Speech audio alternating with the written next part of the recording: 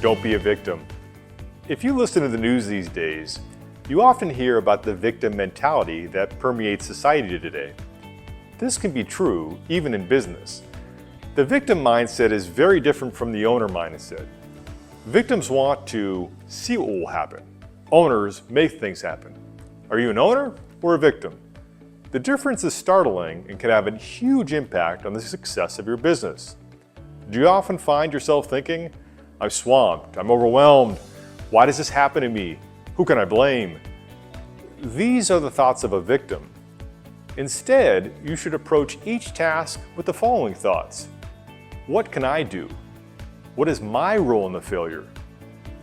Can I use this to improve? I want to fill in the blanks. Do you see the difference?